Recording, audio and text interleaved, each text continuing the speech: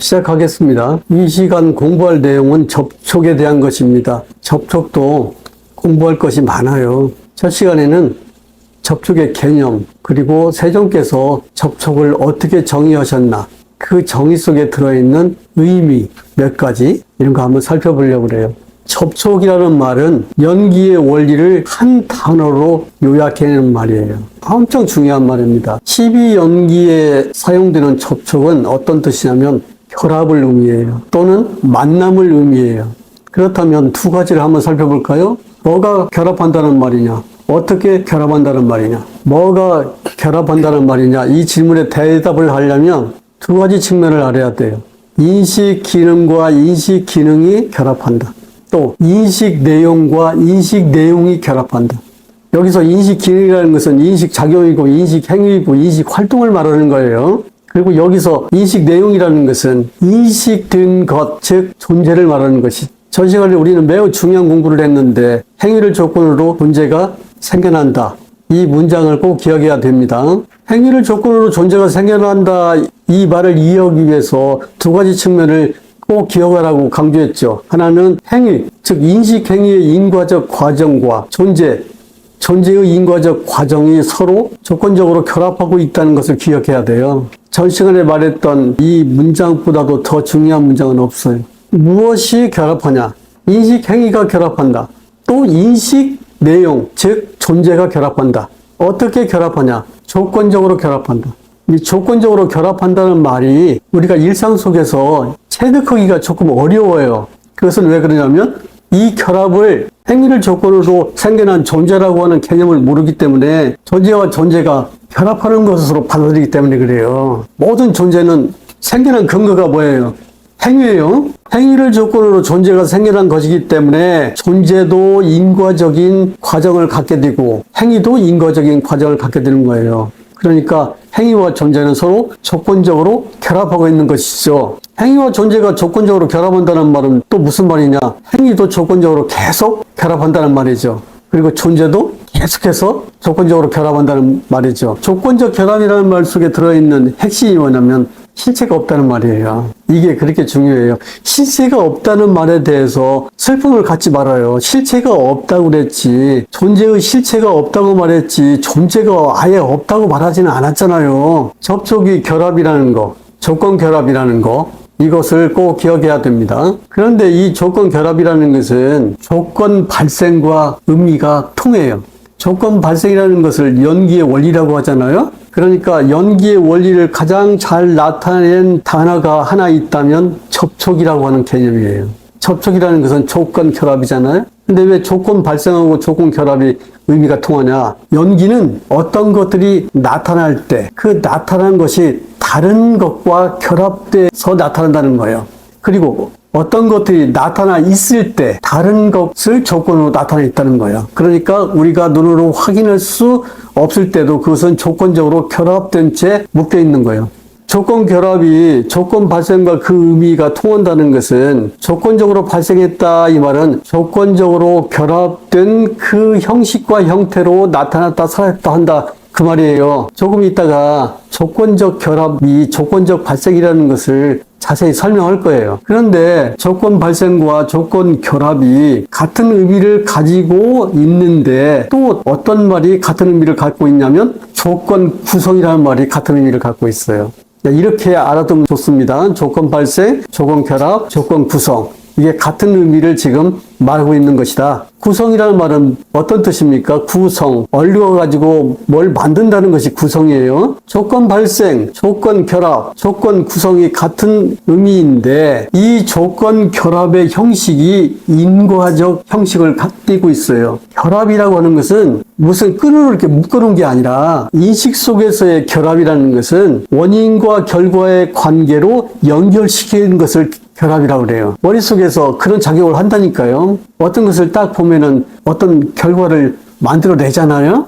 조건 결합이 인과적 결합이에요. 그리고 조건 구성이 인과적 구성입니다. 그러니까 조건 발생이라는 것은 원인과 결과가 함께 발생하고 함께 소멸하는 그런 원리인 거예요. 세종께서 설명하신 연기의 중요한 것은 이게 인과 원리라는 거예요. 인과 원리는 인과 원리인데 이 원인과 결과가 어떤 관계로 서로 결합되어 있냐면 조건의 관계로 결합되어 있다는 거예요. 이 조건의 관계로 결합되어 있다는 말은 무슨 말이에요? 야들은 실체적인 그런 근거가 없다는 거죠. 한마디로 말해서 원인과 결과가 결합되는 그 근거가 뭐냐면 실체에 있는 것이 아니라 관계에 있다는 거예요. 관계. 지금 우리는 다시 어디를 하고 있냐면 전에 했던 연기의 그 개념을 지금 하고 있는 거예요. 어디서나 같은 말이 반복되고 있어요. 조건 결합은 인과적 결합이고 조건 구성은 인과적 구성이에요. 그리고 조건 발생은 인과적 발생이겠죠. 실체론과 차이점이 뭐냐? 실체론은 원인 중심의 인과론을 주장하는 거예요. 원인이 결과를 지배한다고요. 그런데 연기론은 실체론과 달리 원인과 결과가 서로 지배하지를 않아요. 왜 그래요? 평등하게 서로 조건이 되어주고 조건에 의해서 생겨나고 이게 상호작용한다. 그것만 차이가 있어요. 사람으로 태어나서 머릿속에서 일어나는 이런 인식의 과정을 알았다는 것은 대단한 일입니다. 그러면 접촉의 개념을 살펴봤는데 세종께서는 접촉을 어떻게 정의하셨는가? 접촉의 정의를 살펴보겠습니다. 세종께서는 접촉을 육촉신으로 정의했습니다. 육촉신이라는 건 뭐예요? 여기서 신이라는 것은 몸신자인데 무리 그런 뜻이에요. 6가지 유형의 접촉의 무리를 육촉신이라고 그래요. 세종께서는 이렇게 말씀하셨어요. 무엇이 접촉인가? 안촉, 이촉, 비촉, 설촉, 신촉, 의촉 이것을 접촉이라고 한다. 그러니까 육촉신으로 접촉을 정의한 것이죠. 이 육촉신은 6가지 유형의 접촉은 어디에서 나온 겁니까? 육처에서 나온 거겠지요. 그렇죠? 육촉신은 육처에서 생겨나기 때문에 세종께서는 다음과 같이 설명하셨어요. 육처를 조건으로 접촉이 생겨난다. 오늘 연기의 인과적 구성 새로운 문장 하나를 소개합니다. 육처를 조건으로 접촉이 생겨난다. 그럼 이제까지 배운 연기의 인과적 구성을 한번 쭉 연결해서 말해볼까요? 행을 조건으로 식이 생겨나지요. 식을 조건으로 명색이 생겨나지요. 명색을 조건으로 육처가 생겨나지요. 육처를 조건으로 촉이 생겨납니다. 접촉이 생겨납니다. 그러면 세종께서 설명하신 육촉신을 한번 살펴볼게요. 육촉신은 안촉, 이촉, 비촉, 설촉, 신촉, 의촉을 육촉신이라고 그래요. 이 육촉신은 육처를 조건으로 생겨납니다. 세종께서는 이 6가지 유형의 접촉을 설명할 때 다음과 같은 문장을 사용하셨어요. 안과 색을 조건으로 안식이 생겨난다. 이 3가지가 만나는 것이 안촉이다. 이촉이란 무엇이냐? 이와 성을 조건으로 이식이 생겨난다. 이 3가지가 결합하는 것이 이촉이다. 비촉은 무엇이냐? 비와 향을 조건으로 비식이 생겨난다. 이 3가지가 만나는 것이 비촉이다. 설촉은 무엇이냐? 설과 미를 조건으로 설식이 생겨난다. 이 3가지가 만나는 것이, 이 3가지가 결합하는 것이 설촉이다. 신촉은 무엇이냐? 신과 촉을 조건으로 신식이 생겨난다. 이 3가지가 결합하는 것이 신촉이다. 의촉은 무엇이냐? 의와 법을 조건으로 의식이 생겨난다. 이 3가지가 결합하는 것이 의촉이다. 여기서 접촉이 조건 결합이라는 거 알겠죠? 그런데 우리는 전 시간에 무엇을 배웠냐면 불교에서 쓰는 용어 안색, 안식, 이성, 이식, 비향, 비식, 설미, 설식, 신촉, 신식, 의법, 의식 이런 단어의 의미를 2가지 측면에서 기억을 하겠죠. 하나는 인식, 행위, 인식 기능의 측면에서 이 말을 쓰고 있다는 거. 안은 시각하는 인식 기능을 나타내는 말이에요. 그리고 한 측면은 뭐냐면 안입이 설신의 색성양미촉법, 안식 내지 의식이 인식 행위를 조건으로 생겨난 존재라는 거야. 이거 엄청 중요합니다. 이것을 모르니까 불교를 터덕거리는 거예요. 왜 이것을 모를까요? 우리의 그 일상적인 사고방식이 이것을 받아들일 준비가 안 돼 있어요. 우리의 머리는 그런 시스템 속에서 작동하는 회로가 없어요. 이런 것을 사고할 수 있는 그런 물리적 회로를 우리 인식 속에 새기려면 어떻게 해야 되겠어요? 어떻게 하기는요, 겁나게 많이 노력해야죠. 이걸 뭐라고 그랬어요? 체화해라. 몸이 되게 하라. 체화는 다른 말로 숙달이고요, 통달이에요. 몸이 알았다는 것은 머리가 알았다는 거하고 달라요. 몸이 알고 있는 알미 얼마나 유리한가. 예를 하나 들어줄게요. 뜨거운 주전자를 모르고 손을 댔어요. 그때 손을 떼죠. 그때 머리가 생각해서 야 인마 뜨겁다 떼라. 왜 그러냐 너는. 그렇게 사고를 해서 떼는 건 아니에요. 바로 떼죠. 그것은 몸이 알을 가지고 있다는 거예요. 안과 색을 조건으로 안식이 생겨난다. 이것을 사고할 수 있는 우리의 사고 회로가 없어요. 그래서 이 사고 회로가 없기 때문에 우리는 항상 이렇게 생각하는 거예요. 내 눈이 밖에 있는 색을 보면서 살아요. 이 사고를 바꾸지 않는데 무슨 삼매를 얻고 무슨 깨달음을 성취하겠어요. 아무 의미가 없어요. 그건 알아서선 치더라도 그거 하루 종일 자고 나면 다 없어지는 거예요. 이 몸이라고 하는 물리적인 기판에다가 조건 발생과 조건 결합의 회로를 새기는 겁니다. 체화하는 거예요. 이것이 순식간에 될까요? 순식간에 안 돼요. 어떤 방식으로 우리는 그것을 새겨야 할까요? 이렇게 회로를 갖고 사고하는 것이 행복한 사고이고 생로병사라고 하는 이 처참하고 비참한 운명의 굴레에서 벗어날 수 있겠다라고 마음으로 받아들인 다음 그것을 선오라고 그래요. 먼저 깨닫다. 한번 써볼게요. 선오. 먼저 선자에다가 깨달을 못 하잖아요. 아 그래 그거 진짜 필요한 거야. 물리적 회로를 이 몸에다가 알아 새겨야겠어. 내 몸이 되게 해야겠어. 내 몸이 되기 때문에 이 회로가 작동하는 것이 법계라고 하는 거예요. 내 몸 하나를 해탈을 하면은 이 법계를 얻는 거예요. 선호. 자, 선호 후소라는 말 기억하세요. 먼저 깨달음을 얻어야 돼요. 그런 다음에 이 깨달음이 내 몸을 통해서 실천되고 실현될 수 있도록 계속 삶의 행위를 해야 되는데 이 삶의 행위를 뭐라고 하냐면 후수라고 그래요. 먼저 깨달았기 때문에 선호했기 때문에 안심합니다. 우리 마음은 초조하지도 않고 불안하지도 않고 몸부림치도 않습니다. 안심을 했기 때문에 이제 우리가 한 목숨 살아가는 것에 몸부림치지를 않아요. 그것을 안심인명이라고 그래요. 그런데 불교를 만나가지고 안심이 안 된 상태에서 막 용을 써요. 공부를 하려고. 그거 안 돼요. 나중에 틀림없이 병 나가지고 입원합니다. 딱 이 법을 들으면 마음이 툭 가라앉으면서 편안해지고 행복해지고 안심이 딱 돼야 돼. 아이고 그렇구만. 그때 엄청나게 눈물이 나와요.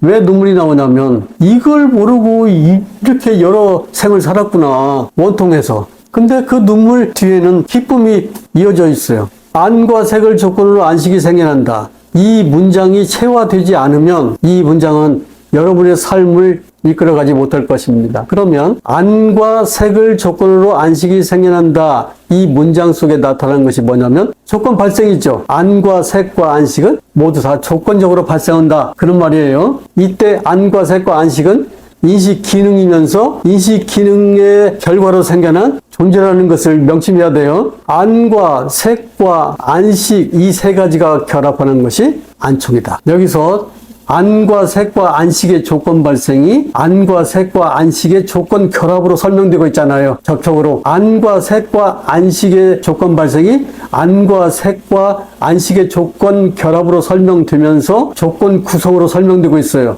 구성이라는 말을 한번 생각해 볼게요. 구성이라는 말은 얽어서 만든다 그런 말인데 지난해 가면 할머니들이 댕댕이 덩굴로 바구니를 만들어서 팔아요. 댕댕이 덩굴로 할머니들이 바구니 만들 때 이렇게 만들어요.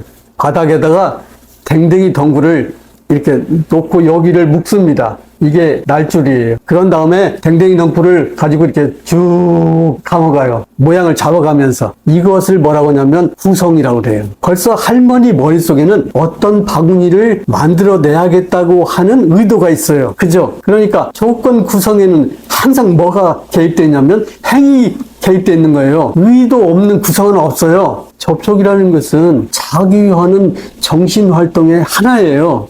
이건 나중에 이제 자세히 한번 설명해 볼게요. 이 바구니를 만들 때 이 바구니가 나타난 근거가 있어요? 시체가 있냐고. 시체적인 근거가 있겠어요? 이 바구니가 어떻게 나타났냐면 이 댕댕이 덩굴의 조건 결합에 의해서 만들어진 거예요. 그러니까 바구니는 만들어졌으나 바구니의 실체는 없어요. 이 비유에서 댕댕이 덩굴은 무엇에 비유되냐면 인간의 인식 기능에 비유됐어요. 한 인간의 인식이라는 것은 여러 가지 인식 기능이 이렇게 조건적으로 엮어져서 만들어진 거예요. 바로 그 댕댕이 덩굴 세 가닥이 여기 나타나 있는데 안과 색과 안식이라고 하는 이 댕댕이 덩굴에 의해서 이 결합에 의해서 바구니가 만들어졌다. 그런 말이에요. 그러면 진한 할머니들이 만든 그 바구니를 해체할 수가 있어야겠죠. 다 해체하면 뭐가 나와요? 댕댕이 덩굴 그 조각이 나오겠죠. 인간의 인식이라는 바구니도 해체하면 몇 가닥이 나오는데 그게 뭐냐면 안, 색, 안식, 이, 성, 이식, 내지 의, 의식 또는 그 조각을 달리 또 구별하면 색, 수, 상, 행식이라는 댕댕이 덩굴로 구성되어 있는 거예요. 이 바구니는 뭐 때문에 할머니들이 만드십니까? 그 바구니에다가 자기가 원하는 곡식이나 고구마나 감자 이런 것들을 담기 위해서 만드는 거 아닙니까? 인간은 인식이라고 하는 댕댕이 덩굴을 가지고 바구니를 만들어요. 그 바구니에다가 무엇을 집어넣으려고 그래요, 지금? 나라는 존재와 세계라는 존재를 집어넣으려고 그래요. 나라는 존재와 세계라는 존재는 실체적인 존재가 아니라 그냥 바구니 만들어서 거기다가 한생 쓰려고 넣는 거예요. 이런 존재를 뭐라고 하냐면 경험적 존재예요. 다시 말해서 진한 할머니들의 댕댕이 그 바구니는 당신의 삶에서 어떤 경험을 거기다가 담아놓으려고 만든 거예요. 그러듯이 한 개인의 인식도 그 개인의 삶의 경험을 존재로 담아두려고 만든 거예요. 안과 색을 조건으로 안식이 생겨나죠. 그런데 이것들은 서로 결합합니다. 왜? 조건 발생이라는 것이 조건 결합해서 생겨난 것들이에요. 조건 발생이라는 것은 조건 구성해서 생겨난 것들이에요. 그러니까 실체적인 것이 있어서 지속적으로 생겨나는 것이 아니라 그때그때마다 조건에 의해서 생겨나는 것들입니다. 즉 생겨나는 것들의 근거가 뭐냐면 인과적 관계라는 거예요. 그러니까 안과 색과 안식의 결합은 안과 색과 안식의 인과적 구성과 인과적 결합을 설명하고 있는 거예요. 안과 색과 안식 이 세 가지가 결합을 해서 무엇을 만들어내는 겁니까? 관계를 만들어내는 거예요. 그러니까 조건적으로 결합했다 이 말은 조건적으로 발생한 것들이 인과적 관계 속에 있다 그 말이죠. 이와 성을 조건으로 이식이 생겨납니다. 이 세 가지가 결합하는 것이 이촉이죠. 이때 이와 성과 이식은 서로 의존관계 속에서 인과적으로 구성되는 요소들이다 이런 말이에요. 그러니까 이와 성과 이식이 생겨나는 근거는 실체가 아니고 의존 관계이다. 나머지 것들은 여러분이 집에서 해보면 됩니다. 여기서 공부해야 될 점이 뭐냐? 안이비설신의라고 하는 내적인 물질과 색성향 미촉법이라는 외적인 물질이 우리의 인식 작용 속에서 서로 결합해가지고 안식, 이식, 비식, 설식, 신식, 의식이라는 육식을 생산해내면 그 세 가지 것들이 결합합니다. 이게 접촉입니다. 이것을 달리 표현하면 이런 말이에요. 안이비설신이라고 하는 나라는 존재를 생산하는 인식 양식과 색성향 미촉법이라는 세계를 생산하는 인식 양식이 결합해서 그것을 식별해서 아는 식이 생겨납니다. 이것들이 서로 결합해서 접촉이 되는데 이 접촉은 어떤 의미가 있냐면 이때 식은 안이비설신이 또는 색성향 미촉법을 조건으로 생겨났지만 이것들을 대상으로 삼아요. 이 말이 중요한데 식이라는 것은 자기를 생겨나게 한 조건들을 자기의 대상으로 삼아요. 근데 식이 대상으로 삼으면 어떻게 되냐? 식은 그 대상에 애착을 갖고 있기 때문에 매달려요. 식이 가래를 갖지 않고 탐욕을 갖지 않고 애착을 갖지 않으면 대상에 매달리지 않아요. 식이 매달리지 않는 대상은 존속할까요? 사라져버릴까요? 사라져버리죠. 불교 공부의 핵심은 뭐냐면 식에게 탐욕에 불을 붙이지 말라는 거예요. 자기가 태어난 그 물질을 활발 태우면서 한 생을 징글징글하게 고생하면서 삽니다. 한 가지만 요약하고 끝낼게요. 안과 색과 안식 이 세 가지가 결합하는 것이 안촉이죠. 내지 의와 법과 의식이 결합하는 것이 의촉이죠. 여기서 주의사항은 이거예요. 안과 색과 안식할 때 이 색은 시각적 대상인 형상을 가리키는 말이에요. 형상. 근데 안이비설신의 색성향 미촉법을 우리는 뭐라고 했냐면 다 싸잡아서 오운의 색이라고 표현을 해요. 오운의 색 색과 이 시각 대상의 색이 어떤 차이가 있는가 의미 구별을 잘해야 돼요. 물질의 유형은 6가지잖아요. 아니미설신이, 색선행미초법. 이 물질을 전부 싸잡아서 색이라고 한단 말이에요. 색온이라고 표현을 해요. 안과 색 그리고 안식이 결합하는 것을 뭐라고 하냐면 색과 식의 결합이라고 그래요. 안과 색할 때의 색은 형상이지만 안과 색을 색이라고 할 때는 물질의 유형으로 구별한 거예요. 이와 성도 색이죠. 비와 향도 색이고 설과 미도 색이고 신과 촉도 색이고 의와 법도 색입니다. 그러니까 육촉신이라는 것은 한마디로 말해서 시각적 색과 시각적 안식의 결합이에요. 그리고 청각적 색과 청각적 식의 결합이죠. 내지 정신적 색과 정신적 식의 결합입니다. 오늘은 접촉의 개념을 지금 설명했잖아요. 세존이 뭐 때문에 접촉을 이 6가지 육촉신으로 정의했는가? 이거 굉장히 의미심장합니다. 지난 할머니들의 댕댕이 바구니를 생각해 보세요. 이거 방바닥에다 풀어놓으면 바구니의 흔적은 없어져요. 없어지죠? 그것을 인과적으로, 조건적으로 구성하면 바구니가 만들어지죠. 인간은 시각적 인식 내지 정신적 인식이라는 6가지 인식의 유형을 통해서 경험적인 자기 존재를 바구니처럼 만들어서 그 안에다가 자기 한평생의 경험을 저장하면서 삽니다. 그러니까 바구니도 다르고 바구니에 들어간 내용도 다르겠죠. 바구니에 들어있는 내용도 다 달라요. 이것이 인생살입니다. 여기서 명심해야 될 것. 오늘 배운 접촉, 육촉신은 시기, 오온의 색을 대상으로 드디어 자기의 과정을 전개하기 시작하려고 하는 초입을 공부했어요. 그러면 색과 식이 접촉하면 그 다음에 뭐가 나오겠어요? 수상행이 나오겠죠. 바로 이 수상행이 본격적인 개인의 경험 활동입니다. 마치겠습니다.